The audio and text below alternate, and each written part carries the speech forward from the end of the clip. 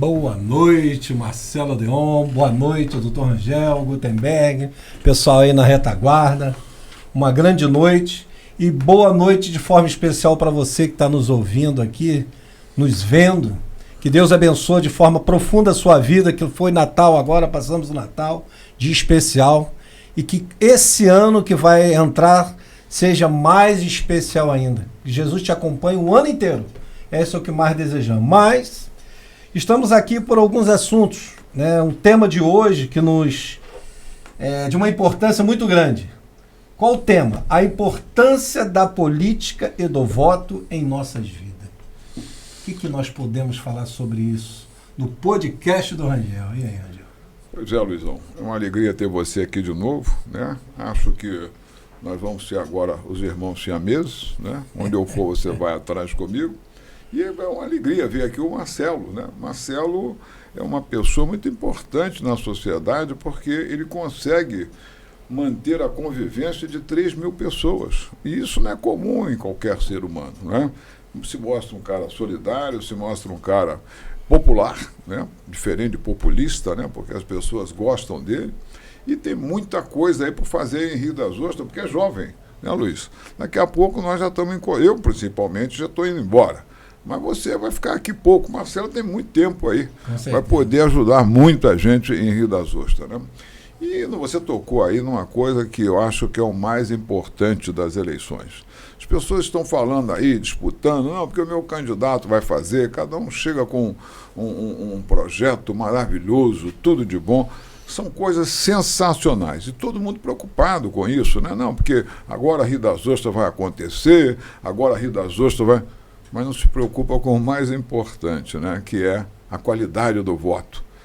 E a política que ele nunca deu importância, porque você pergunta para o cidadão o que ele sabe de política, o que ele conhece, como funciona o Estado, e ele não sabe absolutamente nada ou muito pouco, infelizmente, porque essa, Luizão, é a regra, né? Infelizmente, nós somos apolíticos.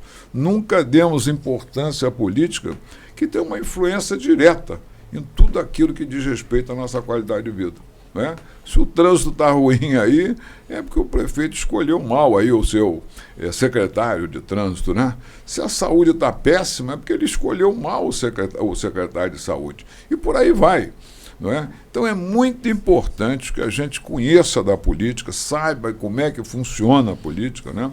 Inclusive que saiba o que é o poder político, que é o único poder que tem o poder de impor as suas decisões, né? Porque nós temos aí também o poder econômico, em que o país é dividido em classes, né? Ricos e pobres. Temos aí o poder ideológico entre inteligentes e incultos, né?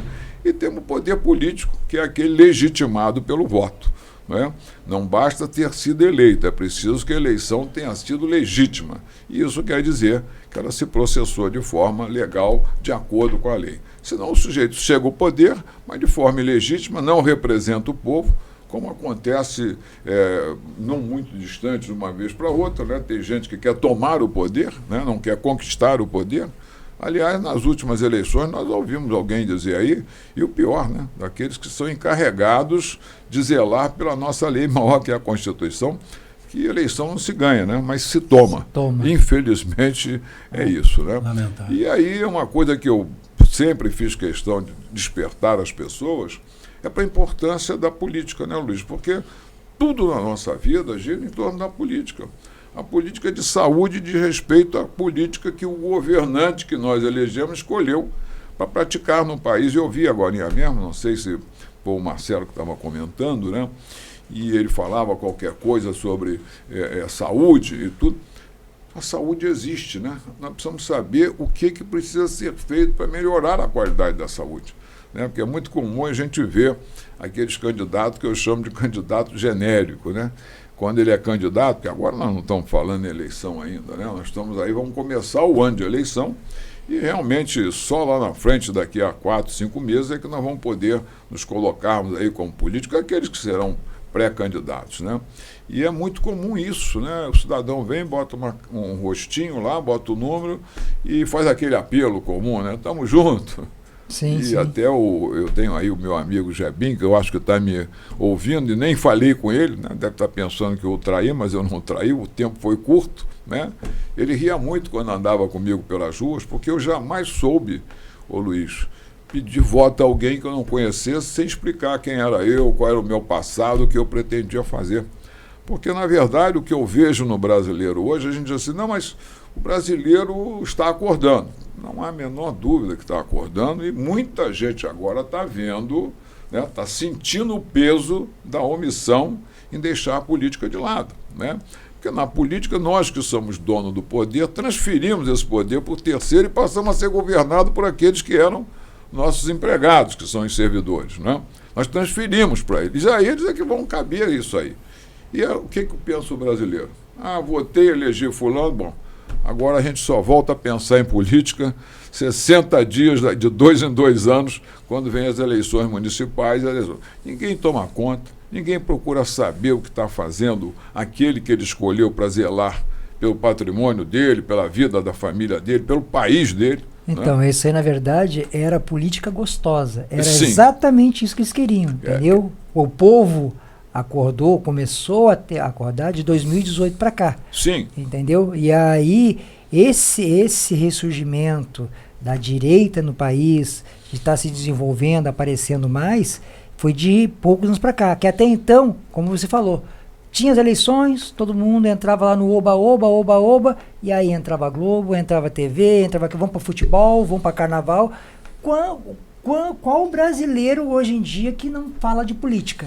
Entendeu? Então a direita está tentando fazer o que a esquerda fez muito bem. Se infiltrou em tudo que é canto, tanto é que agora, né, a direita, até nos conselhos, a gente começou agora a tentar entrar nesses locais que eles estavam predominantes, entendeu? Então eu acredito que a gente está aqui fazendo um podcast, falando sobre direitos, falando sobre votos, já é um passo assim, importantíssimo, apesar de tudo que aconteceu no país. Como você falou, a gente não... as eleições, uma coisa é você ser popular, né? E uma coisa é você ser populista. Nem o populista que está lá no poder, né, está conseguindo sair nas ruas. Mas veja um detalhe importante. Eu queria só antecipar um pouquinho. Você disse 2018, né? Eu, por exemplo, passei a dar importância à política em 2016, quando surgiu a figura do Bolsonaro. Até então eu realmente sempre votei aleatoriamente, né? Votava no indicado pelo amigo, que é gente fina, fulano é gente boa. E voto não se vota dessa maneira, né, Marcelo? Você está dando o seu país, você está dando a sua vida na mão de uma pessoa. É preciso que o nosso povo se conscientize disso, né?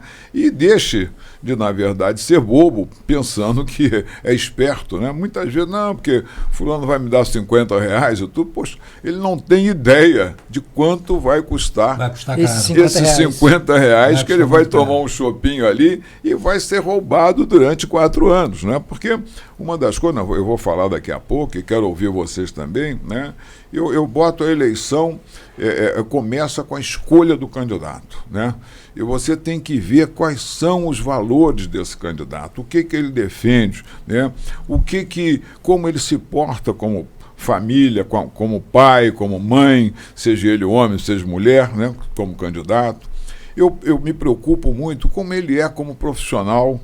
Eu me preocupo muito, além de tudo isso, né? Além de ser profissional e de ser família, como ele se comporta na sociedade, né? A vida em sociedade, porque a política surgiu para isso, exatamente para isso, para permitir a vida em sociedade. É uma ferramenta que surgiu para permitir a vida em sociedade e a estruturação de Estado. A política existe para isso. Você não pode botar lá um cidadão, por exemplo, vamos começar aqui a questão do comportamento em sociedade. Você não pode eleger um cidadão que vai ser vereador, ou que vai ser prefeito, ou qualquer cargo que ele exista, não é? Que ele vai exercer, perdão, não é? Desqualificado, que não sabe conviver com as pessoas, que não sabe divergir das pessoas, que acha que o que ele fala é o que tem que ser, não é? E a vida não é assim. Quando você vive em sociedade, o seu direito vai até um determinado momento, quando começa o direito do outro. Porque todos, segundo a lei, nós somos iguais perante a lei. Sim. Então, o cidadão que, por exemplo, chega num lugar, como eu vejo aí, né, hoje é um processo de incivilidade muito grande em todo o país. Também que é comum aqui em Rio das Ostras, agora virou moda, né? E esses motoqueiros, né, não são motociclistas, são motoqueiros, andam aí, abrem os canos de descarga o dia todo. A cidade está toda empolvorosa. Mas eles são maioria? Não, são minoria. Né? Mas precisa estar faltando autoridade para coibir isso. E faz esse barulho aí por nada, de graça, de noite, de dia, a qualquer hora. Né? Num momento de se destacar, de chamar a atenção sobre si, esquecendo que do outro lado pode ter uma pessoa doente acamada, né? Pode estar perto de um hospital onde as pessoas precisam repousar, mas ele se sente... E amanhã tem coragem de vir aí pedir voto, porque o que aconteceu com a política? A política virou, Marcelo, um balcão de negócio. Sim, né? sim. Ninguém pensa hoje mais, Luiz, em se oferecer por 4 anos para servir ao seu irmão, ao seu igual. Né? Porque política, no meu entendimento, é ato de solidariedade. É você perder 4 anos da sua vida, não é? Em prol de todos e de você mesmo. Porque você mora aqui na cidade, não é? Se Sim. você consegue fazer a sua parte e botar a cidade num nível de convivência boa, de qualidade de vida, tudo valoriza, inclusive a sua própria vida e de sua família. Sim, eu vou te dar um exemplo, por exemplo, lá, né, do meu trabalho como síndico no condomínio. Eu gerencio o condomínio e eu, morador, eu quero o melhor para o condomínio. Então, assim como o vereador que está lá presente, ou o prefeito que está presente na cidade, ele tem que querer o melhor para a cidade. Ele tem que querer o melhor da saúde da cidade. Se a saúde não está boa, o que está faltando? É gerenciamento. O trânsito não está bom, o que está faltando? É gerenciamento. A mesma coisa que acontece no condomínio. As coisas não estão boas, recai em cima de quem? Do síndico. Sim. E outra coisa, né, Marcelo? O cidadão não pode esquecer que ele é passageiro do barco. Ele faz parte do barco. Se a cidade estiver violenta, ele vai sofrer as consequências da violência. Né? Mas o sujeito pode botar lá o carro blindado, mas quantos podem fazer isso? Quantos podem fazer isso? A maioria é humilde. A maioria vive perto, vive com a violência dia a dia. E são os que mais precisam de segurança. Aliás, o Estado foi criado em razão dessa necessidade, porque na época da barbárie, o que valia, o que, vamos dizer assim, presidia, era a lei do mais forte. Por isso se criou, o homem se despiu do seu direito de autodefender e transferiu para o Estado, para que evitasse esse problema de estar sempre os mais fortes prevalecendo, impondo a sua vontade. Só que o nosso Estado é um Estado frágil. Mas aí eu pergunto para você, um cidadão desse incivilizado pode ser um bom político? Eu entendo que não. Porque, primeira vez, ele tem que pensar, eu acho que o bom político é aquele que pensa na coletividade. Ele não pode pensar em interesses particulares, em interesses dos amigos. Né? Ele tem que ver a todos como cidadãos, todos detentores e proprietários de direitos. E é claro, tocando nesse ponto, é claro que nem sempre o político vai agradar todo mundo. Não. Ele, tipo assim, se ele quer pelo bem da coletividade, ele vai desagradar. Entendeu? Mas é o melhor para o município, é o melhor para o cidadão, esse é o caminho. Mas ele não vai ser... o cidadão, ele foi treinado há muitos anos de ser o pedinte. Né? Ele vende o seu voto por migalhas, eu vou lá, atiro as migalhas para ele, e ele não sabe o quanto que ele está perdendo 4 anos depois, quando ele precisa de uma tomografia que custa ali, fosse pagar no particular, R$1.000 e poucos, uma ressonância magnética, ele ganhou uma migalha de 50 e vai ficar 4 anos dependendo de pedir para a Rangel, para pedir para o prefeito, para pedir para o vereador, a vaguinha dele para poder fazer a tomografia, sendo que era para ele chegar, ir lá fazer sua inscrição, ir lá e tomar o pedido, ir lá conseguir fazer seu exame. E consegue se fazer hoje em dia isso assim? Não, você vai ficar numa fila esperando uma tomografia, vai ficar na fila esperando uma mamografia, vários exames que ele não precisava pedir favor a ninguém, porque é um cidadão que ele paga os impostos dele já para isso. Mas infelizmente, Marcelo, eu diria para você que a grande maioria do nosso povo não sabe disso. A grande maioria do nosso povo acha que o eleito, o vereador, vai fazer uma gentileza, vai fazer um favor. Eu já vi gente me dizer, doutor, eu vou votar em fulano que eu vou ajudar fulano. Não, você está elegendo ele para te ajudar. Ele vai prestar serviço a você. não é? O vereador, quem você quer que seja, são nossos empregados. É claro que isso não dá a você o direito de maltratar ninguém, pelo contrário, né? Ele passa a ser uma autoridade e merece todo o nosso respeito. Mas merece todo o nosso respeito enquanto dá respeito. Sim. Você acabou de dizer aí que nós temos hoje um presidente que não pode sair na rua. Não pode sair na rua porque não dá o respeito. Não dá o respeito, não pode ser respeitado. Mas o mais importante, eu falei com você da questão do cidadão aí na família, né? Como é que você pode acreditar que um cidadão que não dá valor à sua família, que não dá valor aos seus filhos, que não respeita, e vice-versa, né? A mulher também que não dá valor aos filhos, possa ser amanhã um bom governante? Como é que ele vai pensar na manutenção da própria família, que é a base da sociedade? Quer dizer, ele tem esse dever, porque se ele não gosta da família dele, ele vai gostar de mim, ô Marcelo, Luizão? Vai gostar? Claro que Sem não. chance. Ele vai ter o olhar de compaixão. Compaixão, de solidariedade. Solidariedade com a que são, pessoa. claro, são valores nossos, né, da direita. Nós temos muito isso, da solidariedade, de pensar no próximo. Outro tipo, né? Eu estou falando no início para você escolher o candidato. E depois eu vou dizer naqueles tipos que eu acho que nunca devem ser escolhidos, apesar de você já ter adiantado um deles aí. Mas não tem problema, nós estamos aqui é para isso mesmo. O profissional. Hoje um cidadão, meu amigo, botou lá o filho dele, está fazendo medicina, muito bem, um garoto que vai longe, né? Eu já vi, inclusive tem berço, tem família, e eu entrei lá e escrevi. Não sei nem se o pai gostou, porque eu não tive tempo, nem se ele gostou. Mas eu disse para ele, olha, parabéns, mas não pare. Procure ser o melhor profissional. Faça o melhor que você puder fazer para os outros, não é? Porque esse tem que ser o profissional. Hoje você não tem bons profissionais por vários motivos. Primeiro, pelo estímulo do Estado à indolência, com Bolsa Família, com Bolsa Miséria, que deixa o cidadão desestimular de trabalhar, de conquistar, de crescer na vida. Porque ele se habitua àquilo ali, é pouco, mas está bom para ele, porque é isso mesmo, a vida é assim mesmo, ele nasceu para ser pobre. Quando você tem que fazer o contrário. Você tem que estimular o cidadão para deixar a pobreza, não é? Para poder amanhã ser um outro bem-sucedido na vida. Eu defendo, Marcelo, a socialização da riqueza. O que quer dizer com isso, Rangel? Você quer dizer tirar dos ricos e para dar para os pobres? Não, o rico já paga a parte dele e paga muito, não é? O que nós temos que ter é gestores decentes que peguem esse dinheiro, que não é pouco, e devolvam para os pobres, com serviços qualificados. O que acontece é que nós pagamos uma carga tributária muito pesada, grande, pesadíssima. E a partir do ano que vem vai ser mais pesado ainda, e não chega ao destino. Você vê que a maioria dos pobres morre aí na fila dos hospitais. Ninguém fala em genocídio, né? Mas conta aí quantos milhões de pessoas morrem aí durante o ano por falta de assistência médica de qualidade. Não, quantas pessoas às vezes detectam aí, eu vejo, como eu trabalho também no hospital, né? Detecto algum câncer, alguma coisa, você vai levar um tempão para conseguir um exame de referência no Rio de Janeiro, ali. Quando chega a conseguir, já se passaram quase um ano e já está alastrado e já foi. Mas o cidadão não enxerga isso, né? Não, ele enxerga a migalha que ele vai receber ali. Eu tive só interrompendo, eu tive um caso, uma vez eu conversando com um vereador da cidade, né?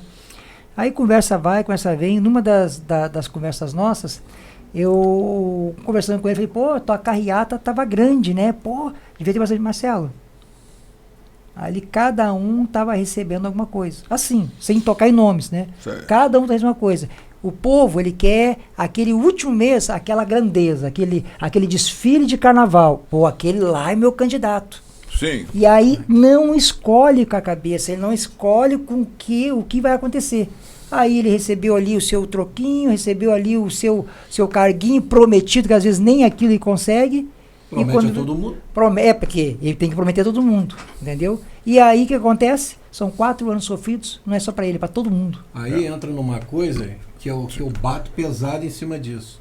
Porque a conta tem que fechar. O cara vai ser candidato. Ele não está lá só para fazer caridade. Ele tem interesses.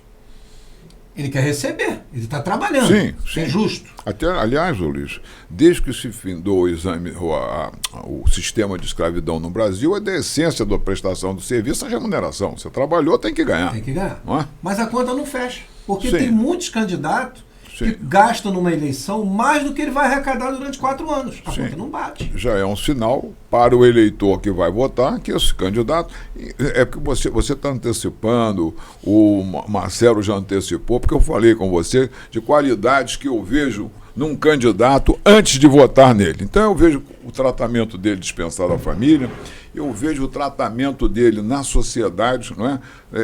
Nunca jamais eu vou votar num esperto, num mal educado, num cara grosseiro, naquele cara que passa na frente de todo mundo na fila, porque se acha esperto, né?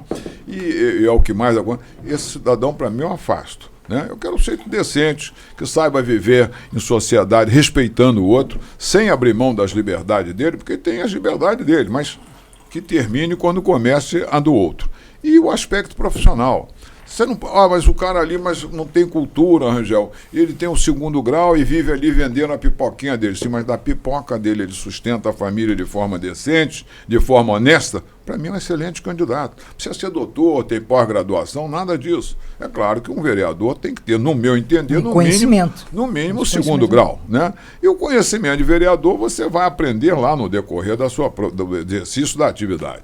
Né? Mas você não precisa ser um gênio, não precisa ter aí milhões de diplomas para isso. Agora, esses requisitos que a gente tem que olhar muito, porque a sociedade, Marcelo, nos dias atuais, até eu diria, você falou em direita, né? O pessoal da direita, eu sou um direitista, dizem que eu sou extremado. Não tem problema nenhum, me sinto confortado com isso e não vejo necessidade de mudar, me sinto muito bem com isso. Mas acho que a gente quer uma sociedade pacífica, uma sociedade solidária e próspera e rica, como é o nosso Brasil. Então, o que eu defendo hoje é que esse dinheiro que sai do meu bolso, do seu e de todos aqui, vão para o destino final, em bem-estar da população sofrida, pobre.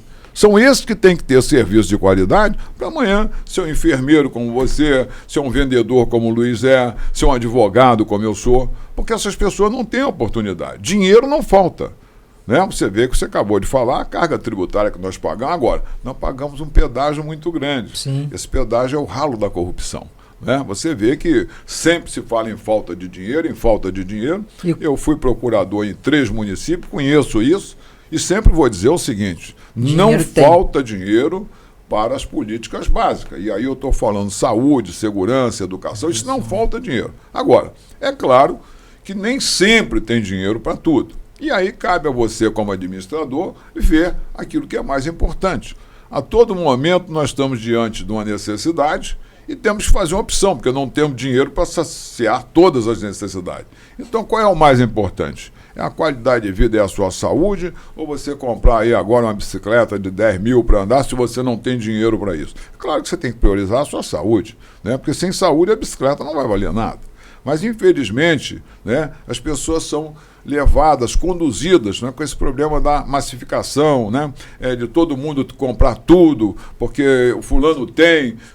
Embora eu ache absolutamente legítimo e luto por isso, de que toda a sociedade deve e merece uma vida digna. E quando eu falo em vida digna, meu Marcelo, eu não estou falando aqui para você em carrões, em piscina, mas todo mundo deveria ter um teto, toda família deveria ter alimentação saudável e toda família deveria ter direito a trabalhar, para ter dignidade de vida. Porque se você não trabalha, esse pessoal que vive aí, como a gente sabe, né, eu não sou contra a Bolsa Família, mas eu sou contra a eternidade dela. Né? Bolsa Família deveria ser dada há 5 anos a quem está vivendo com dificuldades, para que nesse tempo você cresça. Conseguir se qualificar. E saia da situação precária que você está de vida. Né? Mas se você não sai em 5 anos, é porque você não quer sair. Né? E eu falo isso... É claro que vai haver casos e casos, né? Sim, existem. E não vai ter outra maneira se nem sobreviver sem porque nós temos mais de 50% de mulheres com filhos e sem marido, solo, que a gente chama, né? Sim. Que fica numa situação precária. Na verdade, ô Luiz, sem voltar aqui, eu quero agora abordar o que o Marcelo falou ali, né? Daquela pessoa que não consegue agradar a todo mundo, e esse que quer agradar a todo mundo, eu diria para você que é o primeiro candidato que você não deve votar. Se Jesus Cristo não agradou a todo mundo, e eu vou agradar a todo mundo, primeiro que a sociedade é diversa, né? Nós somos singulares, cada um é um, né? Você tem uma maioria que pensa de uma forma e tem uma minoria que pensa de outra. E você tem que ter uma posição, de que lado você está, né? Se você se alinha ao pensamento da minoria, você tem que estar do lado da minoria, como candidato. Se você se alinha ao lado da maioria, você tem que estar ao lado da maioria. Agora, o que você não pode, Marcelo, é querer servir a Deus e ao diabo ao mesmo tempo. Sim. E todo politiqueiro tem esse comportamento, né? Nós estamos vivendo isso agora aí na cidade. Tem gente aí virando bolsonarista da noite por dia, né? Eu nunca vi absolutamente... Não consegue fazer duas coisas bem. Nenhum comportamento parecido com o do Bolsonaro. Nunca houve identidade, né, de vontade, de forma de agir. E está virando agora bolsonarista. Não, né? Agora esse índice aí que fala que 27% do saneamento que existe dentro da cidade. São só 27% de saneamento. Mas hoje mesmo a amiga nos falou que sai aí para o mercado, que o candidato eterno aí, o 1000% das pesquisas, né, que já foi prefeito, diz para todo mundo que 80% da cidade está saneada. Sim. Aí quando tu chega na prática é 27%. Aí Sim. o que eu te pergunto, como combater uma situação que tem a verdade e tem a mentira. E as pessoas não param de falar mentira. Mas tem um detalhe importante, né? Da forma que eles mentem com convicção para tornar a realidade, nós temos que afirmar a realidade para que ninguém tenha dúvida da realidade. É essa, porque a mentira nunca prevalece. Ela não tem consistência. Com o tempo ela vem abaixo. Ninguém consegue enganar todo mundo a vida toda. Não consegue enganar, não é? E aí vem aquele problema que nós estávamos falando, que o Marcelo falou, não é? Do candidato que eu chamava de candidato genérico, né? Bota lá o nome igual, saúde, educação, ele vai fazer tudo. Mas não diz o que vai fazer, porque tudo isso tem. Nós temos aí a política de saúde. É fácil, toda a campanha, eu vou fazer isso, eu vou fazer aquilo. As pessoas não estão tendo noção da gravidade de como estão as coisas. O outro detalhe importante, Marcelo, as pessoas não expõem as suas vísceras. Marcelo, o que você defende? Qual é a sua ideologia? O que você tem a noção que você tem de vida? Você acha que o cidadão pode e merece, sem trabalhar, sem fazer nada, se enriquecer? Claro que não, nós não podemos concordar com isso, né? A própria Bíblia, eu não sou um católico extremado, mas diz lá, comerás o pão com o suor do seu rosto. Todos nós temos que trabalhar, todos nós temos que produzir em prol do próprio outro e receber do outro aquilo que nós também precisamos. Mas tem gente que pensa assim e quer viver assim e gosta, por exemplo, são os apaixonados, né, pelo Estado forte. E Estado forte significa empobrecer o cidadão. Sim, empobrecer o cidadão. O Estado forte, ele não quer deixar o cidadão crescer, ele não quer deixar a empresa crescer. Tanto isso que falamos no início, do IVA, o ano que vem, né, que vai ser 27%, né, de impostos a mais. Aí estão mentindo a população, dizendo que na cesta básica não vai ser feito, vai afetar nada. Vai afetar porque esses 27% vai ser lá na base. Mas o importante, e aí voltamos aqui à história que eu estava falando, né, do candidato. Né? E quem aprovou isso? Foram candidatos que vieram aqui na eleição passada, que vieram aqui, e o povo não sabe disso. É por isso que eu digo, o povo tem muita remela, e o maior cuidado são os cabos eleitorais profissionais, que vêm aqui, abraçam esses candidatos, são do local, joga futebol todo dia ali com fulano, toma uma cervejinha, não sei se você está entendendo. E com isso conquista os incultos e os incautos que estão lá. Não, fulano é gente fina e tudo. No fim do ano ele traz de 4 em 4 anos um candidato a deputado federal, né? E aí põe o cara lá em cima como se fosse um deus. Os amiguinhos da partida de futebol, do jogo, votam nesse cidadão. O cidadão se elege aqui, não é? Vai embora, dá um cargo para esse cara que está aqui, o profissional lá em Brasília, que nunca vai botar o pé lá, e o cabo eleitoral profissional fica aqui recebendo dinheiro durante 4 anos sem trabalhar, porque é simpático, é bonzinho, joga futebol com a galera, não sei se você está entendendo. Sim. Mas aí é o que eu digo para você, aí é que entra o eleitor que não tem mais remela, não é? Qualquer candidato, Marcelo, que foi eleito e saiu daqui com o nosso voto, ele só pode receber voto aqui de Rio das Ostras de novo depois dele prestar contas. Qualquer candidato que volte daqui a 4 anos, Luiz, quando ele chegar aqui e virar para você, eu quero o seu voto, nós, graças a Deus, nós não temos esse problema, Tranquilo. porque a nossa candidata presta conta todo mês. Todo mês ela bota. Nossos candidatos, Federal, né? estadual. O Anderson de Moraes, todo dia tem lá uma notinha do que ele fez, como agora descobriu lá um roubo despudorado daquele prefeito do Rio, Eduardo Paz, vendendo lá uma praça pública, não é? Para um cidadão, uma empresa que tem um capital registrado, se eu não me engano, de R$100 mil, comprando lá a praça pública por 18 milhões. Então, não é? quem ia imaginar, isso você falou de deputados federais, né? Quem ia imaginar que esse que eu te falei do IVA, de 27%, e da reoneração da folha de pagamento agora, né? Sim, que vai tributar, sim. os candidatos que eram, teoricamente, de direita, que eles iam aprovar isso lá no Congresso Nacional. Uma simples coisa, ele conseguiu comprar. Você viu as emendas parlamentares de 10 bilhões, de 11 bilhões, de uma noite por dia, lá a aprovada, e conseguiram que esses deputados, que a gente teoricamente achava que seriam da direita, nós teríamos maioria lá, conseguiu aprovar isso. Então eu vou te explicar por quê. Porque começou sendo eleito sem que ninguém soubesse da vida dele, como é que ele tratava a família, qual era a qualidade dele como profissional, como é que ele vive. Começa desse jeito. Você vê agora por que eu combato aqui e falei, eu sou contra o candidato profissional, aquele que fica a vida toda. Recentemente eu recebi aqui a visita de um deputado, fomos até conversar, um cidadão extremamente educado, polido, policial ele, né? E ele falou para mim, doutor, o senhor sabe aonde que está a maior organização criminosa no Rio de Janeiro? Eu pensei logo numa favela daquela, Rocinha, qualquer coisa desse jeito. Falei, doutor, está dentro da Câmara, da Assembleia Legislativa. E essa semana houve um estouro, né? Está lá uma deputada estadual. É claro que ela tem direito ao contraditório, se defender e tudo, mas eu acho muito difícil que alguém que tem uma busca e apreensão e é gravada dizendo lá que resolveu o problema dos caras que foram presos, mas que ela já falou com fulano, que não tem a culpa no cartório. Essa candidata, só de vereança, ela teve 3 mandatos. E está lá como deputado estadual, mais 3. Entendeu? Então, você tem o político em si, não estou falando o politiqueiro, né? Você tem que ter a vontade de servir as pessoas e dar a sua parte de sua vida. Então você vai ali 4 anos, bom, mas eu não consegui completar o projeto que eu tinha para a saúde. Eu vou pedir mais 4 aos meus eleitores, vou completar e vou voltar para a vida, vou trabalhar. Eu vou dar oportunidade a outras pessoas de ocupar. Por isso que eu sou contra o político profissional. Você não vê, né? Você tem agora, por exemplo, nós estamos falando aqui do PL, né? O PL hoje são 2 PLs. Você tem um PL velho do Valdemar Costa Neto e tem um PL novo do Bolsonaro. Completamente foi uma diferente. boa colocação, exatamente. Não. Porque algumas pessoas me perguntaram, aí, o teu Bolsonaro tá lá, né, agora apoiando alguns candidatos, como é que isso vai estar o PL? Não, ele não está apoiando.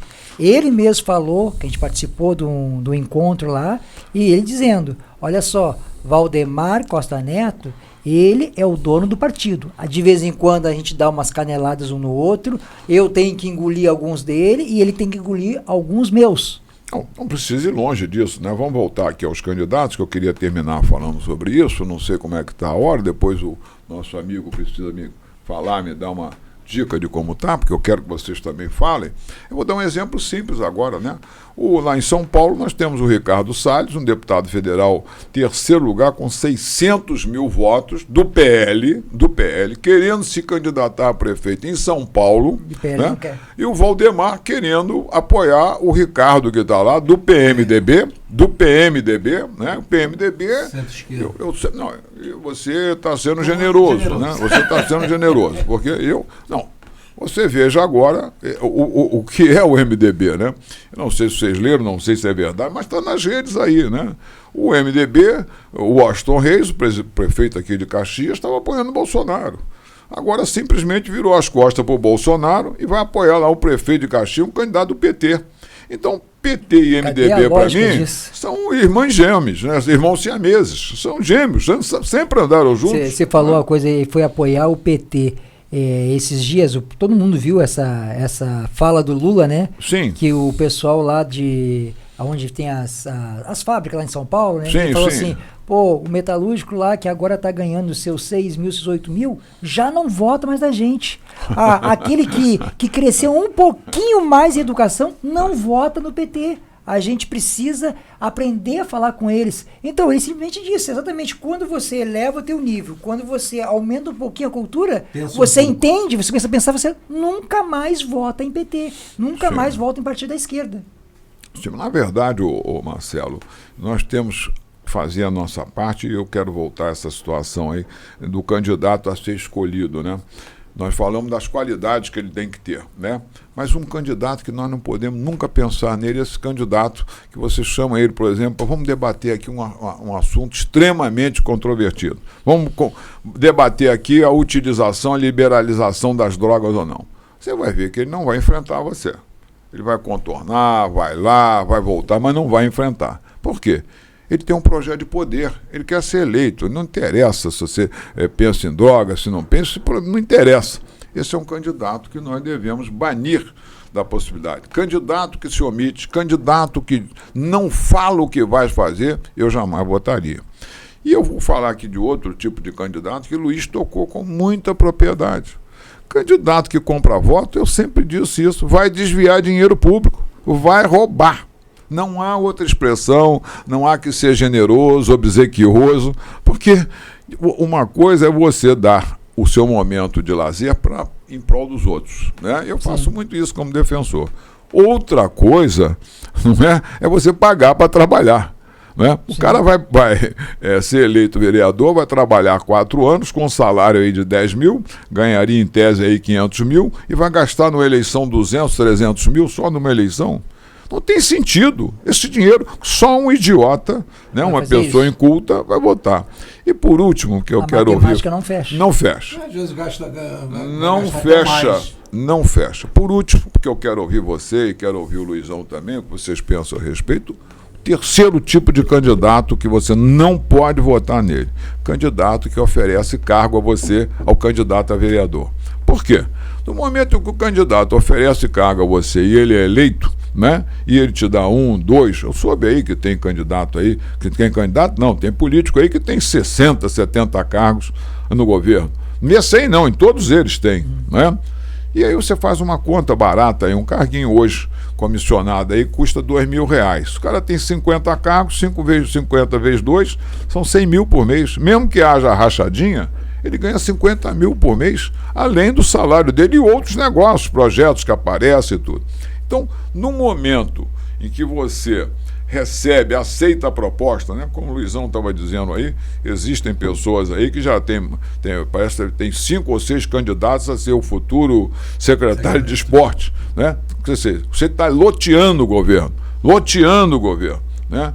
Eu pergunto para você, esse cidadão que foi eleito e tem esse monte de carga, ele tem liberdade amanhã para dizer não ao prefeito? Ele tem liberdade para dizer ao prefeito que está havendo o desvio de dinheiro lá na ponta? Ele não tem porque ele deve, e o prefeito vai dizer para ele, olha, eu te dei os cargos para você ficar quieto. Foi esse o acordo que nós fizemos. Então, encerrando a minha participação aqui, eu diria para você o seguinte, comprou voto, ofereceu cargo, entendeu? Ou ficou em cima do muro, o murista, né? Muita gente fala, não, centro-esquerda. Não existe centro-esquerda nem centro-direita. Ou você é da direita, ou você é da esquerda. Você se posiciona hoje é muito importante, até para não só vereadores, como no país, ou você se posiciona, ou você não fica em cima do muro. Tanto é que você vai ver lá nas votações para presidente, quantos votos nulos nós tivemos. Os isentões que ficaram em cima do muro. São muitos. Agora todos estão pagando. Agora, muito me agrada, Luiz, e vou falar para você da nossa candidata. Nessa semana foi aprovado lá no Calada da Noite, né, a volta não, né, a legalização dos jogos ilícitos, né? Então todo mundo agora vai poder jogar e tudo isso porque em nome do governo que gasta muito precisa arrecadar mais imposto. E esse imposto, eu quero deixar desde já aqui, você que está ouvindo, não vai para a saúde, para os humildes. Não, vai para o esgoto, para o ralo da corrupção, né?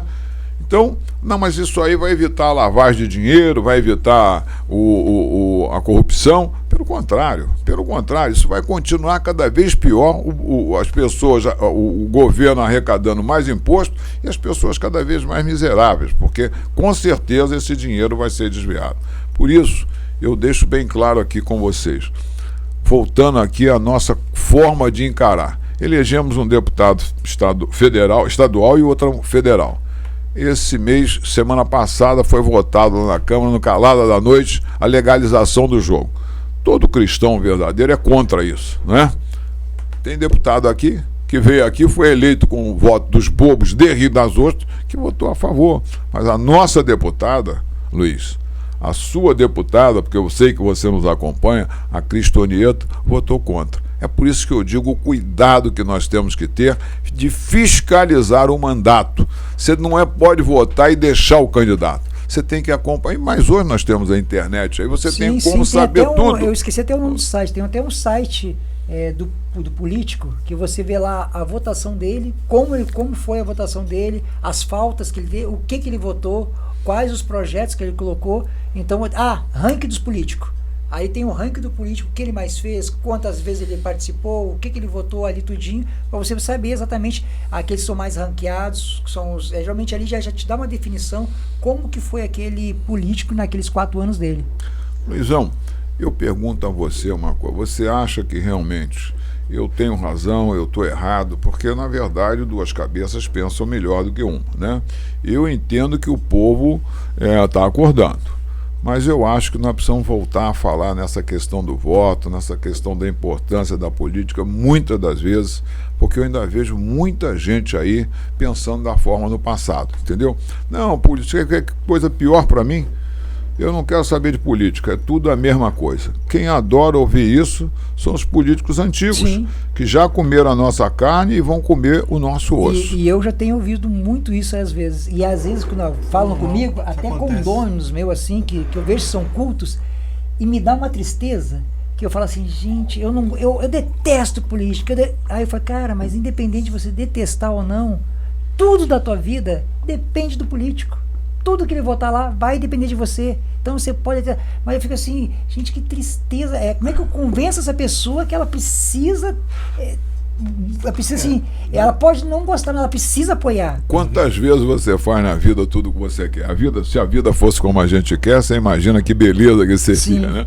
E você, Luizão, você acha que nós temos chance de mudar esse pensamento, escancarar os olhos do povo, mais ainda, insistindo, fazendo o que nós estamos fazendo? Você acha que é a chance? A verdade é o seguinte, na eleição anterior foi para deputado estadual e federal, foi um grande exemplo que eu tive. Por quê? Porque nós não pedimos voto, nós entregamos para as pessoas, né, as pessoas, para eles consultarem a rede social, tudo que os candidatos que nós estamos propondo a eles olharem. Porque dentro do perfil do candidato, você vê o que ele pensa, os valores que ele defende, e com tudo isso, a pessoa tem condições intelectual mínima para poder avaliar se ele poderia representar a vida dele lá no Congresso. Então, dentro dessa ótica, eu acho que nós tivemos um grande avanço, porque os votos saíram de 95 por aí para mais de 1.000, então as pessoas realmente consultaram.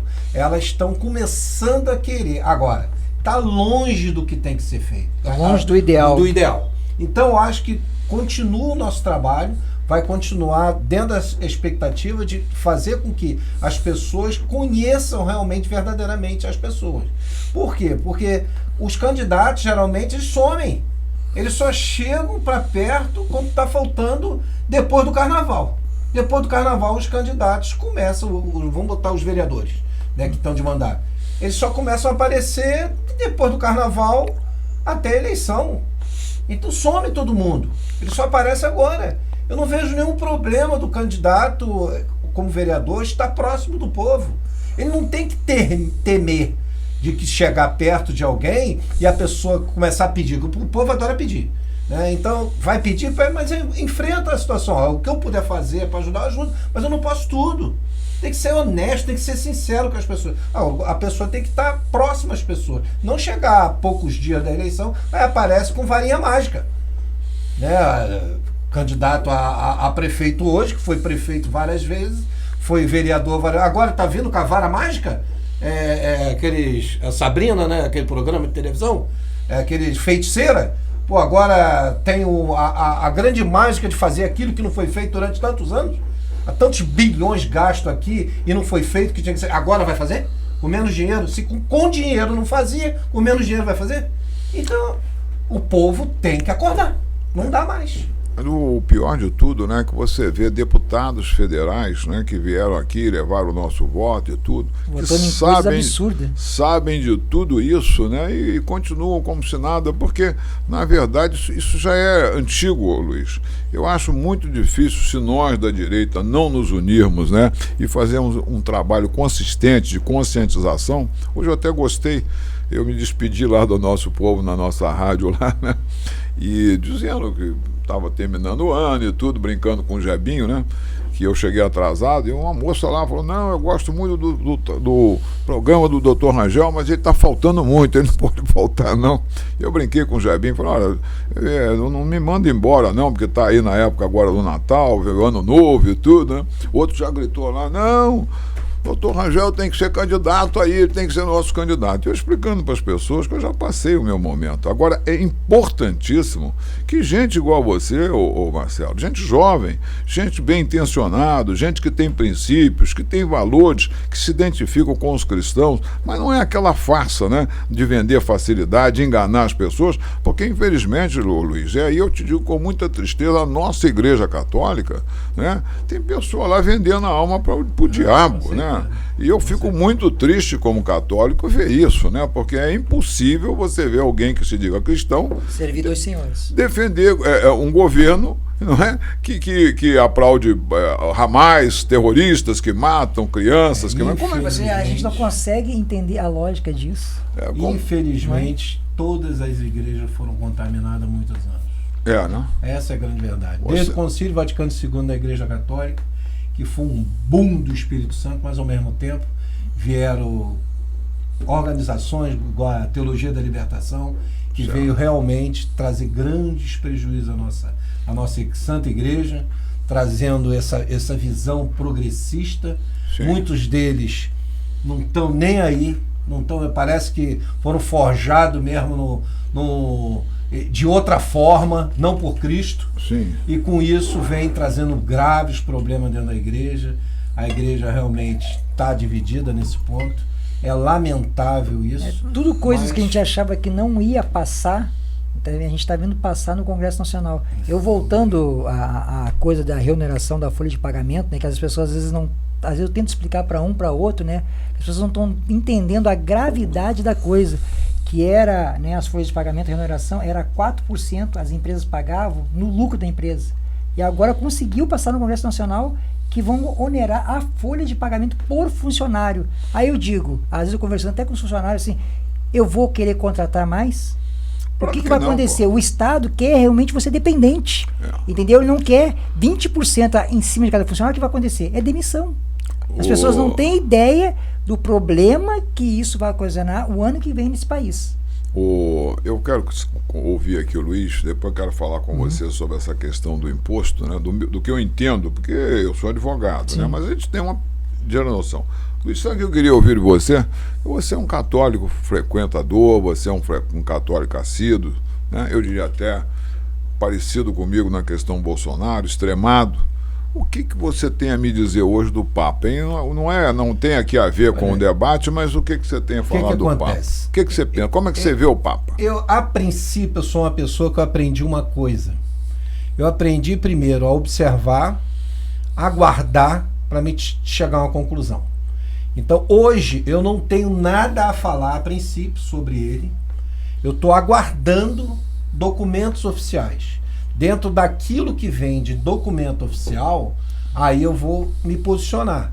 A princípio eu não tenho documentos oficiais vindo do Vaticano falando sobre determinadas coisas. Sei que existe aí um problema referente à bênção, né? A bênção que eles estão colocando aí referente a várias situações, né? E isso aí eu tô aguardando. Se realmente for verdade, vai ter racha. Vai ter racha porque tem muitos bispos que não vão aceitar. E eu costumo dizer o seguinte: eu não tenho como negociar com a iniquidade. Eu não tenho como negociar com Satanás. Eu não negocio. Não tem como. Eu sou de Cristo. De todas as formas. Mesmo que a igreja não é a igreja somos nós, somos todos nós. Mas dentro de um princípio cristão mesmo, autêntico, eu não abro mão. Sim. Pecado é pecado, não tem história. Não há meio pecado. Não tem meio pecado. Certo. Eu tenho vários amigos de várias situações. São meus amigos. São pessoas que, se eu tiver assim, converso, eu não tenho determinadas situações que eu não vou conviver com a pessoa e estar junto com ela no dia a dia. Claro que não faz parte da minha linha de vida. Né? Eu tenho uma conduta de vida. Mas eu respeito todas elas e convivo bem com todas elas. Né? Então, são coisas que a gente tem que separar. Eu amo o pecador, mas eu não aceito o pecado. Por quê? Porque eu tenho comigo também meus problemas, que eu lutei desde jovem para ser autêntico. E sofri muito por conta disso para poder ser certo, ter a minha linha correta. Então eu não abro mão disso. Você procura a porta estreita. Com certeza. E sei que dói. Dói. E machucou muito. E eu continuo firme, não abro mão. E vou fazer agora 38 anos de casado e graças a Deus é muito bem casado. Que bom. É uma bênção isso, né? Um casamento que dura essa eternidade, esse tempo todo, é uma bênção de Deus. Tanto é que a base, né, da sociedade é a família. Com certeza. Entendeu? E é o que estão tentando destruir. Eles fazem tudo para destruir a família, né? Se destruiu a família, você destrói um país. Acabou. Você falou num assunto aí, num tema muito importante, que é a questão dos impostos, Sim. né? E eu sou advogado, não entendo nada disso, mas alguma coisa a gente entende, né? O que eu vejo, você vê, o nosso governo, né, reduzir impostos. Esse governo só aumenta imposto. Se aumenta imposto, ô Luiz, automaticamente o empresário que vive do lucro, o empresário não arrisca a vida dele, o patrimônio dele, sem ter objetivo de lucro, né? Ele repassa esse imposto. Se repassa esse imposto e o aumento do salário nunca acompanha, o cidadão vai comprar menos. Se ele vai comprar menos, o empresário vai fabricar menos. Se vai fabricar menos, vai acontecer o quê? Dispensar empregado. Sim. O desemprego só vai crescer, Tanto é que está sendo incrível, né? Eu não sei se vou dizer a palavra certa, a curva de Leiber, que o Paulo Guedes falava, não sei se é Leiber o nome dela. Incrivelmente que esse governo de agora está cobrando imposto para tudo que é lado e ele está conseguindo arrecadar menos de quanto estava na época do Bolsonaro, que todos os impostos foram reduzidos. Sim. Porque fazia exatamente o que você falou. A venda aumentou, as empresas se abriram, então estava em ampla expansão o país. E agora, como esse governo deixou lá, o governo Bolsonaro deixou em 1º de janeiro 5 bilhões em caixa. Nós já estamos com 177 bilhões negativo. 5 bilhões não, 57 bilhões. Bilhões em caixa lucro. E nós estamos com 177 bilhões, chegando a 200 bilhões negativo. E as estatais dando lucro, e agora dando prejuízo. Dando prejuízo. Eu ouvi hoje, não sei se vocês tiveram o desprazer de ouvir, né, o Eduardo Paes, que é um cara que eu tenho dificuldade, viu, Marcelo? Eu queria ter essa grandeza que você tem e tal. O próprio Luiz, né? O Luiz está dizendo que tem uns amigos que divergem dele e tudo. Eu acho importante isso. Mas existem temas, por exemplo, que eu não consigo negociar, entendeu? Então eu prefiro me afastar das pessoas, porque é muito difícil Como é que eu vou conviver com alguém? Eu não estou dizendo dos incultos, né? Porque esses eu tenho pena, eu gosto de ajudar, né? E fiquei muito feliz hoje na rádio, né, quando a pessoa reclamou porque eu não estava indo na rádio, eu estava faltando muito, o outro me lançou candidato. Isso tudo me empolgou muito, porque eu me sinto ajudando as pessoas, né, que isso é o mais importante para mim. E você vê, essas pessoas eu perdoo, entendeu? faço de conta que não estou ouvindo, chamo para conversar, bato um papo, tento trocar ideia, dentro da possibilidade, da minha possibilidade de convencer, passando a pessoa a enxergar a vida de outra forma. Agora, eu tenho dificuldade, te confesso, não é, em viver com alguém que abraça essa ideologia esquerdista que está aí, socialista, que é a porta de entrada para o comunismo, que destrói o meu país. Como é que eu vou conviver com alguém que quer destruir o meu país e a minha família? Eu tenho dificuldade, te confesso. Bom, Rangel, mas você quer o quê? Você quer matar? Não, não quero nada. Eu quero que ele viva lá do lado dele, eu levo a minha vida, não é? Cada um que se cuide e vamos tocar o barco. Agora, eu não consigo conviver com pessoas que pensem dessa maneira e também não faço questão de esconder isso de ninguém. Por isso, talvez, eu não tenha sido eleito, porque eu prefiro um não verdadeiro do que um sim mentiroso, né? As pessoas gostam mais do sim mentiroso, é mais agradável. E né? isso é interessante que você falou. Às vezes eu falo muito lá no condomínio, lá onde eu sou o síndico lá, eu só quero continuar como síndico ou fazendo o trabalho lá, enquanto me quiserem. Não quero ficar lá ao dia que, não, você não serve mais para isso tal. Eu não quero insistir. Com certeza, com certeza. É o que eu falo lá com o Jebinho, né? Para fechar, Sim. Nós estamos já no final, Sim. Eu queria saber sobre um tema, rápido. Sim. O final da primeira parte. Ah, tá. O final da primeira parte. Sim. Mas aí, como é que fica a situação dessas pesquisas? Esses 14% que estão dando para um candidato e 37% para o outro. Que o maior rejeição da cidade está com 37%. A verdade é o seguinte, né? Já começa por aí, porque normalmente o candidato, o limite dele é 30%, 32%. Então não chega a isso. E se chegou aí, não cresce mais. A tendência é só cair. Ao passo que o outro, com certeza, teria muita oportunidade de crescimento. Mas tem o pior, né?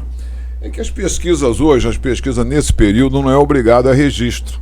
Então você não tem como ver qual foi a metodologia aplicada, quais foram as pessoas ouvidas, qual foi a classe que foi ouvida, se era homem, se era mulher, a faixa etária, o bairro, né? Mas eu tenho aqui duas pesquisas que dão uma diferença entre os dois candidatos hoje a prefeito em Rio das Ostras de apenas 2 pontos. E uma dá 2,5, sendo que um tem 3 anos no exercício do mandato e o outro teve 27 anos no exercício do mandato. O que demonstra que o que tem 3 anos e meio é pouco conhecido, mas tem 10 meses para ser conhecido. E o outro já está no limite. Então, né? se a gente seguir a lógica da cidade, Sim. A cidade foi, em grande parte, bolsonarista, foi quase 70%. Sim. E se a lógica do bolsonarista era essa, se PT teve 16 anos dentro e você agora me diz que você vai fazer alguma coisa melhor, a lógica bolsonarista disse, pô, não vou colocar você. Sim. Vou voltar no Bolsonaro. Aí eu entro no que você falou. Então, se a gente seguir essa mesma lógica, se você teve quantos anos? 27 anos. 27 anos e você diz que vai fazer algo melhor, a lógica não bate. Tem sentido? Não tem sentido. É. Então, se a nossa cidade for uma cidade de 70% bolsonarista, Sim. eu acho que o caminho é este. Não, na verdade, eu não tenho dúvida, né? Eu tenho muita confiança que o povo realmente vai ver as coisas, porque tá claro aí, né? Só não vê quem não quer ou quem tem interesses subalternos aí, pessoais, que coloca acima do interesse coletivo. Você sabe que tem, eu acabei de dizer para você, que tem grupos aí que tem cabos profissionais que disputam lá, cabos eleitorais profissionais que disputam o valor, o seu valor pessoal, né? Porque eu elegi mais, eu valho mais, a merendinha minha tem que ser maior, né? E esse pessoal, com certeza, vai ser derrotado nas próximas eleições. Eu acredito piamente, o Marcelo, que nós vamos ter uma mudança grande no município, confio muito nisso e espero nisso, porque errar é humano. Né? Mas continuar errando é uma escolha. Eu não diria que o que você vai dizer, porque eu quero ser obsequioso, né? Seria uma escolha para não dizer o que você vai dizer. E eu acho que o povo sofreu muito, né? E abriu muitos olhos, porque o Bolsonaro mostrou o outro lado bom da vida para gente, o lado da decência, da honestidade, da verdade, que pouca gente não estava acostumado com isso, né? Tanto que você vê que o cara é considerado um tosco tosco porque diz a verdade, né? Muita gente ainda preferia, eu acho que agora nem tanto, porque a conta está chegando. Sim. E vai chegar ano que vem muito pior Muito ainda. pior que tá aqui. Muito pior. O que vai ter de desemprego aí, de gente passando fome, amigo, não vão ser poucos, não, porque eu não vejo mudança nenhuma. O que eu vejo cada dia são passeios mais caros, aviões mais caros. Não tem um projeto para o país. Tem Não um há projeto. Não, de poder. De poder. O projeto é se perpetuar. se eternizar lá, né? É preocupante. E nós temos chamado para pagar a conta. Nós só temos, o projeto é esse, né? Nós vamos ser escravos, trabalhar e pagar. E não podemos reclamar, ainda tem essa ainda. Sim. Eu espero que as pessoas estejam vendo isso. E a gente sente muito isso, Marcelo, a gente sente muito isso nas redes, né? É claro, naturalmente, nós precisamos sentir isso nas ruas. As pessoas precisam sair da rede e vir para as ruas, principalmente nos dias em que há necessidade disso, Sim. como nós temos que demonstrar uma insatisfação nossa. Quando eu estou falando em vir para a rua, não estou falando em quebra-quebra, em agressão, nada disso. Eu estou querendo que a gente venha para a rua dizer, olha, nós não aceitamos isso e não estamos satisfeitos com o que está acontecendo, com uma coisa muito importante que nós falamos aqui, falamos e esquecemos. O voto auditável. Auditável. Não é? Tudo será importante em 2024, mas nada será importante se nós não voltarmos com o voto auditável. Eu esses tempos estava vendo um vídeo, pena que não pude trazer até aqui. Toda a gente sempre falou a vida toda do Paraguai. Sim. Que o Paraguai é tudo lá, é falsificado, isso e aquilo. Aí eu vi um vídeo lá no Paraguai, né, da urna deles. A urna deles lá, ele digitava ali o que ele queria, pegava a cédula dele, colocava do lado, tá tudo ok aqui no digital, tá, pum, pá, na digital, no papel, imprimia exatamente o que ele colocou ali e colocava na urna. Então, se a gente não conseguir que esse país, que a gente modifique aquele congresso, que a gente consiga colocar o voto auditável, entendeu? Vai ser um problema. Não só o voto auditável, como também a fiscalização da apuração. Da apuração. Né? Tem que ser, essa apuração não pode. Aliás, é um princípio da administração pública, a publicidade. Né? E a votação é um ato da administração pública, que administra o processo eleitoral. Então tem que ter publicidade. Ah, mas porque você está duvidando? Olha, se o senhor acha. Prova o contrário. Se o senhor acha que é correto, não tem porquê o senhor não deixar ser auditável. Se não tem problema, qual o problema? É aquele tal negócio. Você anda correto, Luiz, com o seu carro, você paga o seu IPVA, você tem lá seu seguro para proteger terceiro. Você anda absolutamente dentro da lei. Você não gosta que a polícia te pare? Eu adoro quando a polícia me para. Tudo certo. É sinal que ela está trabalhando, está me defendendo. Né? Quem tem medo de polícia é quem deve à polícia. Né? Não, e de forma simples, né? Voltando a falar de sindicância, de síndico, que a piada da maneira que nós estamos votando é como se eu, lá como síndico, pegasse uma caixinha de papelão, só para ilustrar para as pessoas, uma caixinha de papelão, vota Rangel, vota Luiz, vota o pessoal que está aqui, beleza, todo mundo votou, legal, agora me dá aqui que eu vou levar lá para casa e eu vou contar e depois eu trago o resultado. Aí você olha, aí se você pensa assim, não, é piada, porque a pessoa às vezes não se toca da urna eletrônica do que está acontecendo. Está acontecendo exatamente isso. Vocês colocaram seu votinho aqui, agora, não vou, aqui eu não posso fazer impuro para vocês, eu vou fazer lá na minha casa. Aí eu trago, olha, Marcelo ganhou. E outra coisa, não reclame quanto o resultado. E né? não reclame. Exatamente. Como é que eu não vou reclamar contra esse resultado feito lá por trás dos panos se eu não estou vendo? Aliás, ô Luiz, você lembra-se disso, né? O Marcelo também deve ter pego a apuração no local. Você pega uma urna hoje, né, com 400, 500 votos, com 5 pessoas ali na mesa, isso aí em 40, 50 minutos, se conta esses votos e os fiscais todos vendo. Não há. Mas fraude. Não tinha. A fraude, se existia, era na hora da votação, em que se votava um morto, um vivo por alguém que já estava morto. Mas na hora da contagem do voto, não tinha como surgir esse fato. Nós vamos parando por aqui, ainda não, porque nós temos tempo, e vamos continuar falando, porque o tema é importante, né? Então, como a gente estava falando, sim. A gente falou tantos assuntos que, né, que uma coisa vai puxando a outra, né? Então a gente precisa realmente conscientizar a população, convencer nossos congressistas, Senado, Congresso, deputados federais, para ver se a gente consegue realmente botar essa urna auditável, né?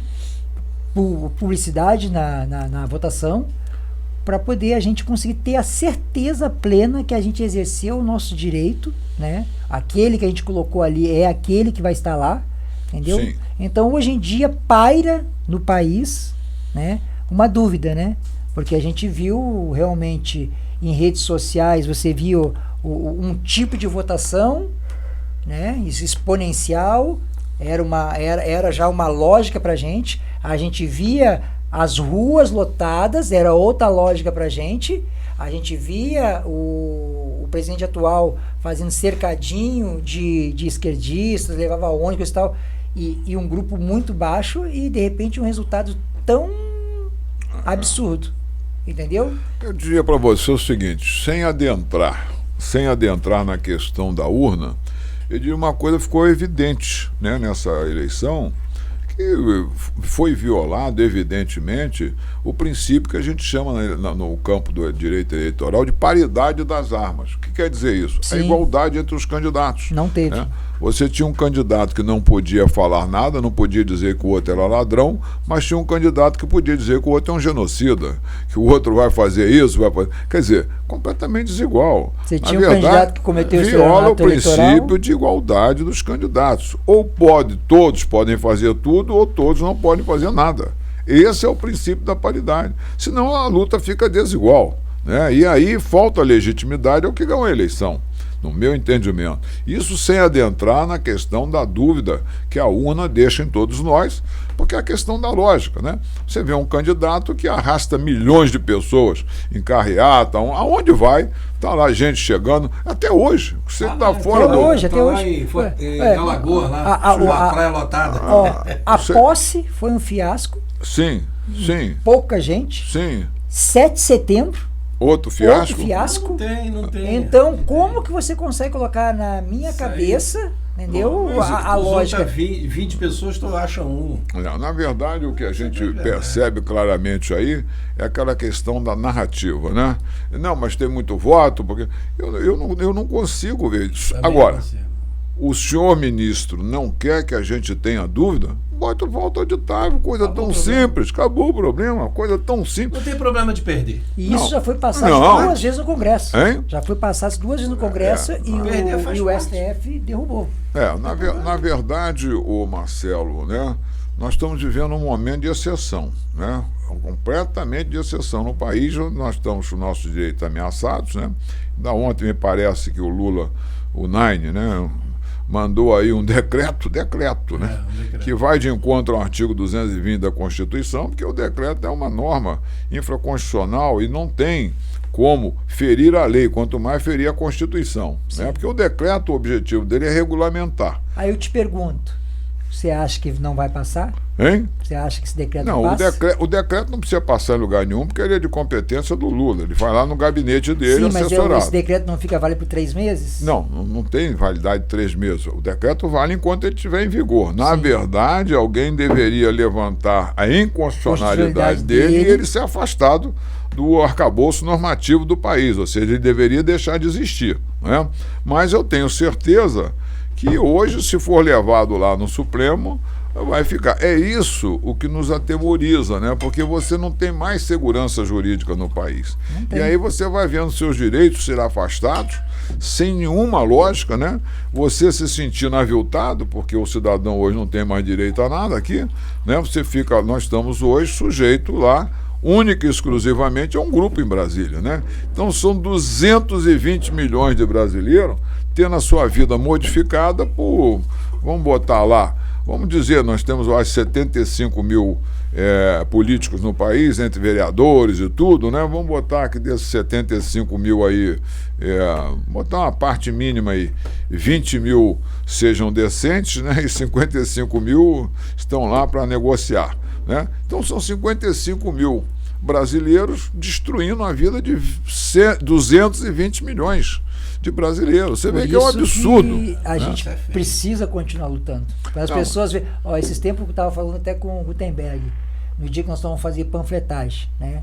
Em dia de sol, no domingo, aí eu vi o Rangel, né? Você, né? Andando ali na rua, aí estava o Alfredo, né? Dono de padaria, já com idade, bem fortinho, para não dizer Sim, obeso, problema na sim. perna. Aí eu tô vendo assim ele de longe, ele falei, Gutenberg, cara, olha lá, Gutenberg, não precisava estar aqui, nesse sol, tem a vida financeira dele garantida, podia dizer, olha, votaram, o resto que se exploda, mas tá aqui, ó. Tá aqui na rua lutando por outras pessoas. E eu É vou um dizer... sentimento, é um sentimento, porque nós E eu- temos filhos, temos netos, e a gente sabe que a gente errou. E E eu estamos vou- tentando consertar. E eu vou confessar para vocês dois, e para aqueles que estão nos ouvindo, hoje eu tenho um sentimento de culpa muito grande, Marcelo. Sabe por quê? Porque eu fui egoísta. Né? Eu fiz a vala comum. O que é a vala comum? Você nasce, né? Cresce, casa, constitui família, aí você vem a outras preocupações, porque enquanto você está solteiro, você dorme na casa do papai, tem comidinha, tem tudo, estuda, mas depois que você constitui família, você se torna independente, a conta é sua. E aí você tem que se proteger, tem que se ver moradia para sua família. Foi o que eu fiz. Tratei da minha vida particular, que graças a Deus me permite hoje, muito longe, muito de ser um homem rico, mas me dá uma vida digna. Eu posso almoçar, eu tenho um bom plano de saúde.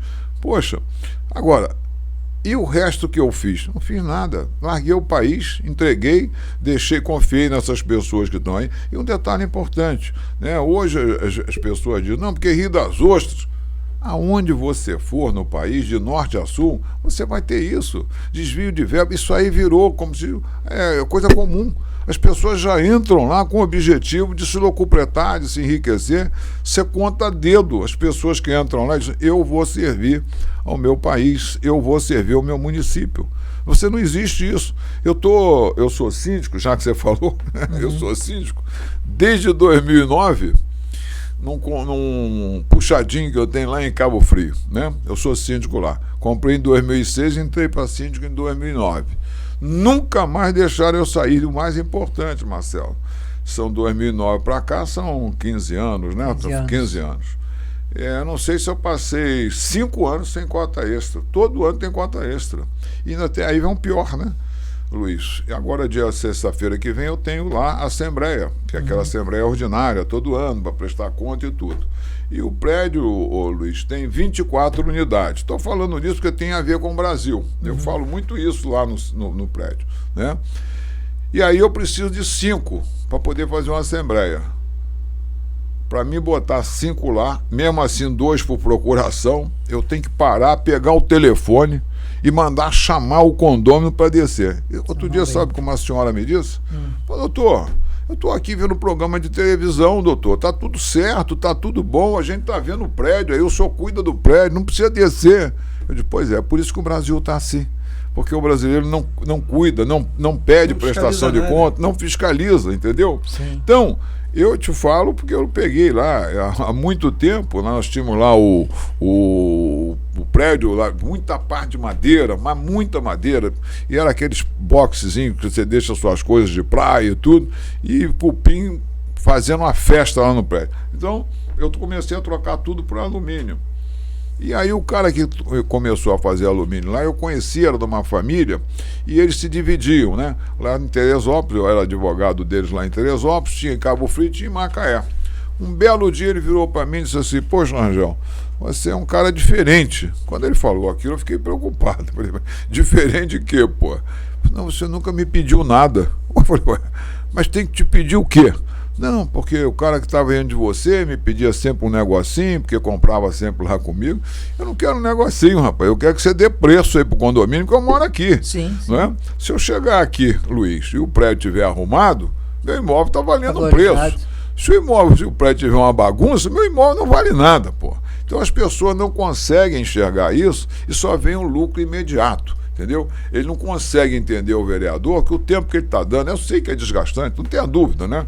Principalmente com um povo, eu diria, não uma grande parte, mas uma parte substancial acostumada a procurar só para pedir. E o pior, né? O pedir o que lhe é devido é absolutamente correto. Normalmente o que se pede é aquilo que não tem como receber. Entendeu? É o privilégio, que é a coisa mais odiosa que pode ter. Eu detesto o privilégio, né? Eu gosto muito, quando eu estava lá na prefeitura, aqui em Rio das Ostras, era muito comum isso, né? Você chegava, a carteira de apresentação dele era: eu sou amigo do prefeito, né? Ele vem pedir alguma coisa: eu sou amigo do prefeito. Eu digo: olha, é um prazer recebê-lo, é uma honra. O que eu posso ser útil? Ah, doutor, porque eu queria isso. Mas o senhor vem, o senhor diz que é amigo do prefeito, o senhor vem pedir isso aqui ao prefeito? O senhor está querendo que o prefeito seja preso. Entendeu? Olha a confusão que as pessoas fazem por ser amigo do prefeito. Pelo contrário, eu já acho que se eu sou amigo do prefeito, eu tenho que fazer tudo para ajudá-lo. E como eu faço para ajudá-lo? Não pedindo nada que não seja devido. Sim. Que não me seja devido. Então eu dizia para a pessoa: olha, o senhor vem aqui e pede uma coisa que o senhor tem direito, que eu vou ser seu advogado aqui na prefeitura, eu vou deixar de ser procurador, eu vou correr atrás aqui para o senhor ser atendido. Porque se o município está lhe devendo, tem que dar o seu direito. Agora, não me venha pedir o que não é de seu direito. Mas as pessoas, não são todos, graças a Deus. As pessoas confundem. E eu tenho aqui talvez um pecado, a minha filha fala muito isso comigo: pai, o seu problema é que você acha que a maioria das pessoas são iguais a você. Eu não acho, eu tenho certeza, Luiz, que o nosso povo, a grande maioria, é decente, gosta das coisas certas, só que é um povo omisso. É um povo, como se diz, cheio de dedos, não quer se envolver, não quer se meter. Não, política é coisa de desonesto, eu não vou me meter nisso, não quero saber. Os desonestos tomaram conta. Sim, e agora nós estamos aí sem saber o que fazer, né? Estamos na luta, conseguimos eleger aí com o nosso trabalho, e você foi muito feliz em dizer, né? Nós nunca pedimos, Marcelo, na época você infelizmente não estava com a gente. Hoje eu me sinto muito feliz de você fazer parte do nosso grupo. Bom. A gente ia para a rua, ninguém oferecia cargo, ninguém oferecia dinheiro, até porque os candidatos... Trabalho honesto. Isso. Não, e uma coisa importante: nunca pedimos voto. A gente chegava com o currículo do candidato e dizia: ó, aqui está o candidato, não quero que você vote, eu quero que você busque saber quem é essa pessoa. Se realmente tiver as qualidades que eu estou dizendo para você que tem, que é uma pessoa decente, você vota nele. E foi assim que nós conseguimos eleger as pessoas. Nós não chegávamos. O Jebinho, que é meu companheiro, meu amigo, né, e que andou comigo na minha campanha de vereador, ele ficava impressionado. Eu fico bobo como é que um cidadão que é candidato chega perto do cara: aí, ó, vota em mim aí, tudo e tal, tamo junto, amigão. Eu nunca tive coragem. Eu parava na rua e conversava com o cidadão, fazia questão de dizer a ele: ó, eu sou fulano, tá aqui a minha vida no meu panfletinho, tinha a minha vida toda. Sim. Nasci aqui, morei aqui, trabalhei aqui, para o cara poder vasculhar. Esses dias tem um candidato aí, né? Eu não sei se é candidato, às vezes ele diz que é candidato, eu não sei, ele é novo na cidade, né? E ele está aí criando aí uma celeuma danada, atira para tudo quanto é lado e tal, e ele achou por bem mexer comigo, né? Não, porque um procurador e tudo, apoiar, porque eu estava apoiando o nosso candidato, né? Que vocês sabem quem são, e eu não abro mão disso, e eu tenho só uma cara, só uma palavra. E ele falou: não, porque estava o Marcelo, Luiz, vocês podem ter dúvida, eu tirei uma semana para descansar, fui lá para Caxambu, onde eu tenho uma amiga juíza que tem uma casa lá, e eu sou louco por Caxambu. Determinado dia eu peguei a minha mulher e falei: vamos lá no quintal, me filma aí. Botei ela lá com a maquininha, fiz um vídeo lá, eu não entendo disso, vocês sabem disso, né? Que deu 15 minutos, não tinha possibilidade nenhuma. Mas aí começou os especialistas: não, tem um programa aqui que você reduz o vídeo. E foi fazendo, e consegui reduzir o vídeo e ele passar no WhatsApp. Muito bem. Nunca mais ele mexeu comigo. Não, aí que eu depois quis insinuar também, não, porque tem aí o problema da PPP e tudo. Eu disse: olha, eu tô louco, faço questão que vocês vasculhem a PPP. O PPP está aí. E outra coisa, participei do processo, assinei lá requerimentos, suspendi pagamento ao Odebrecht, dei razão ao Odebrecht, dei razão à prefeitura quando tinha razão, e está lá. Nunca fui chamado para prestar esclarecimento, nem pela Polícia Estadual, nem pela Polícia Federal, nem por ninguém. Porque... Sim. Fazer outra pergunta para você: se você sabe, é uma preocupação minha, até como síndico, que vai acontecer algo na cidade de Rio das Ostras a partir do ano que vem. Sim. E tem preocupado muito os condomínios e tem preocupado também a cidade em si. Sim. A BRK, que nós Sim. estávamos falando de esgoto, isso e aquilo, Sim. ela sai o ano que vem Sim. e entra Rio Mais. Sim. A cidade atualmente, o morador, ele paga, se eu não me engano, é 65 ou 68 de água. 68 e pouco. 68 e pouco.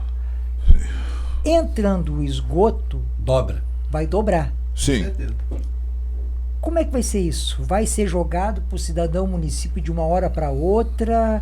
Você tem ideia quais são os projetos, alguma coisa? O que tem para frente? Você sabe de alguma coisa? Eu não tive oportunidade de conversar ainda sobre esse tema com o nosso candidato, mas eu tenho certeza. Ele não vai deixar a coisa tão simples assim, não. Sim. Pelo que ele falou, mais ou menos. É, não é tão ele simples assim, inclusive tem interesse, já falou comigo várias vezes, né? E é por isso que eu estou com ele, né?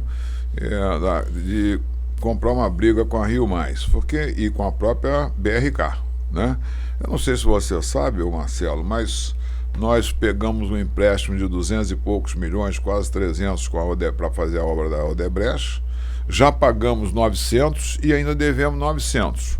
E o pagamento mensal só não chegou agora a um patamar bem elevado porque o município conseguiu, através de um recurso, fazer valer uma liminar. Mas liminar é liminar. Pode cair. Uma outra hora pode vir a cair. Naturalmente, o desembargador lá, penso eu, pelo pouco que eu conheço de direito, priorizou a questão do interesse público, né? Porque há sempre a supremacia do interesse público sobre o interesse privado. Entre o credor particular e o bem-estar da população, mas tem outros que não são assim, né? Tem uns que são estatizantes, são do lado do Estado, defendem sempre o Estado. Nem todo juiz é assim. Então você corre um risco de uma hora para outra. Isso de quê? De uma dívida do passado que nós estamos arrastando até hoje. E as mazelas estão aí. Está lá a cidade praiana, está lá a extensão... como é que chama aquele bairro lá? A extensão... Não, a extensão Miramar. Recanto, né? Toda a chuva que tem, como se diz, alaga tudo, as pessoas perdem tudo, principalmente as pessoas mais humildes, né? Que são aquelas pessoas que sofrem muito com isso. Obras de péssima qualidade. Péssima qualidade, né? Agora, o que céu. a gente espera com tudo isso, né? É que se consiga vencer isso, que a gente consiga, Marcelo, mudar essa forma de governar, de um governante que governe para todos, independente de quem quer que seja, branco, preto, rico, pobre, isso não interessa, né? Católico, evangélico, o que interessa é o cidadão de Rio das Ostras que merece toda a qualidade, serviço de qualidade da prefeitura. E dinheiro não falta para isso, nunca faltou. O que falta é opção e gestão e vontade de fazer. Ainda ontem nós falávamos sobre a questão de segurança, né? Há pouco tempo eu levei lá na rádio o doutor Ronaldo, que é um grande delegado de polícia, nós devemos agradecer muito dele estar aqui, e levei lá o comandante da PM, né? E apresentei para eles aquele projeto que nós tínhamos feito e que entregamos ao nosso candidato. E deixei com eles bem à vontade. Falei, olha, vocês fiquem à vontade, esse projeto está aí, mas eu não sou especialista, eu sou um advogado, não é? Agora, eu queria que vocês falassem quais são os reparos que merece o projeto, o que está ruim, o que precisa melhorar e tudo.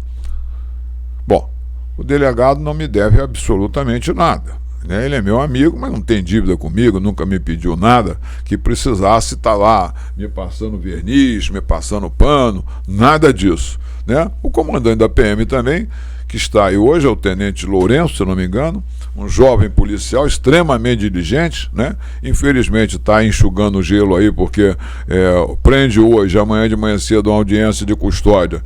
Quem fica preso é o policial que prendeu e o bandido vai embora, né? Essa é a lei que aqueles congressistas lá de Brasília, que se diziam bolsonaristas, saíram daqui eleitos, mas votam, né? Porque eles não vão votar para endurecer a pena se amanhã eles podem ser os próprios condenados. Né? Então não vão. É bobagem você pensar, né? Você tem lá raríssimas exceções, né? Como aquele deputado federal que é da PM e hoje é o secretário lá de Segurança Pública de São Paulo, que é excelente, esqueço o nome dele agora, e tem aí os policiais que estão aí que fariam a diferença, mas são poucos. Por isso, na próxima eleição, eu não sei nem se votar aqui, nós temos que aumentar no Congresso as pessoas decentes, as pessoas do bem, que a gente possa ter paz na nossa casa, que a gente possa viver com tranquilidade. A mesma coisa em Rio das Ostras, né? Então, eu mostrei para eles o projeto, Luiz, e fiquei esperando, né? O tenente também não me conhecia, não tenho porquê estar me passando pano, me enverdizando. Todos dois disseram: Rangel, isso aqui é perfeito. Só nos falta o seguinte: pessoas. Nós não temos gente para isso. A Polícia Civil, o Estado está falido. E aí nesse bolo você bota a PM e bota a Polícia Civil.